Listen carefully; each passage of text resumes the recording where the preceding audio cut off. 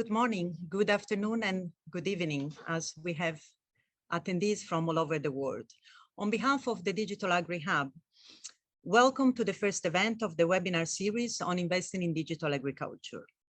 My name is Simona Benvenuti, and I'm a director at the Netherlands Advisory Board on Impact Investing, one of the partners developing the Digital Agri Hub together with the GSMA Grameen Foundation under the lead of the Wageningen University and Research. Today, I will be your master of ceremony of this event. And as such, without taking more time from our keynote speaker and panelists, I will guide you through the program and give you a few suggestions to get the best out of this event.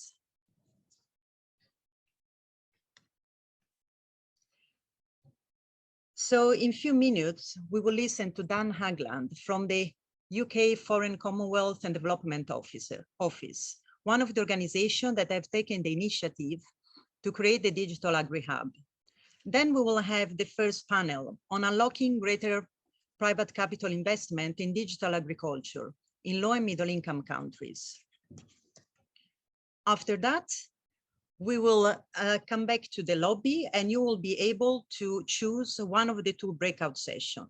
Breakout session 1 is about the investment opportunities for climate resilience via digital climate advisory services.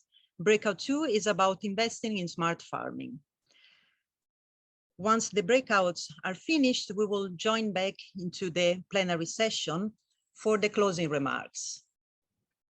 So we are very happy to now, and actually honored, to introduce the first keynote speaker of the day. So I'm happy to leave the word to Dan Hagland, the Senior Private Sector Advisor of the UK Foreign Commonwealth and Development Office. FCDO, together with Bill and Melinda Gates Foundation and USAID, have taken the initiative to create the Digital Agri Hub. And Dan will tell you more about the challenges small-scale producers in agriculture are facing and why we need a platform like the Digital Agri Hub, and how this platform can support the mobilization of capital from impact investors. Dan, thank you so much for your presence today. I'm happy to pass the microphone to you right now. Thank you very much, Simona, and good morning, good afternoon, good evening, everybody. It's lovely to see so many people on the call. As Simona mentioned, I'm Dan Hagland, the Senior Private Sector Advisor at the UK's Foreign Commonwealth and Development Office.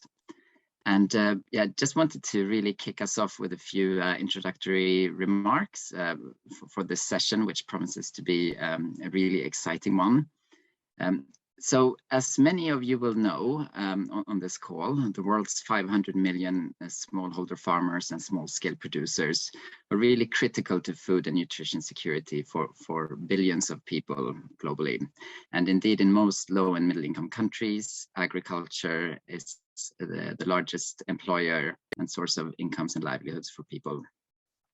But we also know that small-scale producers face many challenges, including low crop and livestock productivity, lack of access to information on the most appropriate agronomic practices for their particular context, limited access to inputs at affordable prices, limited collateral on which to access finance to invest in upgrading their practices.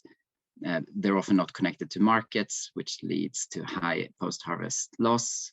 And as a result of all these things, small-scale producers often have low incomes and often struggle to meet basic needs. And in addition to that, women and other marginalized groups, including people with disabilities, ethnic minorities, and those with low literacy, face particular challenges in accessing resources to help them be more productive and resilient. So I think in addition to all these challenges, we shouldn't forget that small-scale producers are in many ways uniquely vulnerable to climate change. And we should also not forget that this challenge around climate change is really urgent.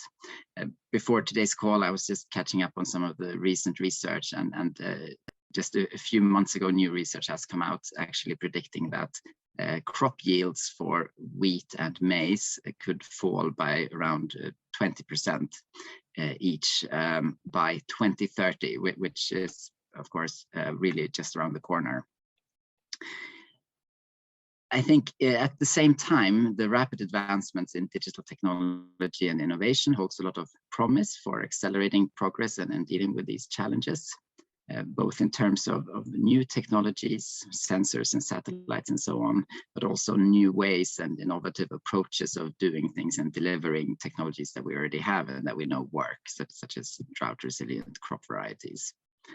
And indeed, you don't have to look very far to find visionary and driven innovators who are developing solutions to the problems that small-scale producers face. But it's important to remember that no matter how strong these visions are, they won't actually deliver on action at the scale we need unless these solutions can be taken to scale. So the question then is, what will it take to take these solutions to scale? Well, first, we need more investment into the sector from philanthropic, public and private sector sources, mobilizing finance for the most impactful solutions. Secondly, we need to establish and improve national digital agriculture systems and the global public good building blocks on which ag tech solutions can then build value. And thirdly, we need healthy and competitive ecosystems of ag tech innovators who can be incentivized to bring the best possible solutions to small-scale producers. And this is the reason that we need a platform like the Digital Agri Hub. So we know what works, why, and for whom, and under what contexts, so we can be consistent in tracking progress, in gathering evidence, and defining what success looks like. And finally, so that we know which solutions to invest in and support and help to take to scale. So at the event today, we're looking specifically at how we can accelerate investment into impactful business models by sharing insights and best practice amongst leading investors and practitioners. And the hope is that these types of conversations will stimulate increased engagement and ultimately flows of financing into the digital agriculture solutions that can make a difference. And while the Digital Agri Hub is led by Wageningen University Research, together with GSMA, the National Advisory Board of the Netherlands and Grameen Foundation, we really envisage this as a part of a broader ecosystem of digital agriculture participants, including all of you, whether you're working within government, technology firms, SMEs, NGOs, social enterprises, or private sector firms, or indeed donors or other investors. So on behalf of Gates Foundation, USAID, and FCTO, I encourage you to engage with the Digital Agri Hub and help us build the essential knowledge that we need to guide investment and adoption of digital agriculture services, products, and solutions that will help us deliver the urgent transformation that we need for food systems, for people, nature, and climate.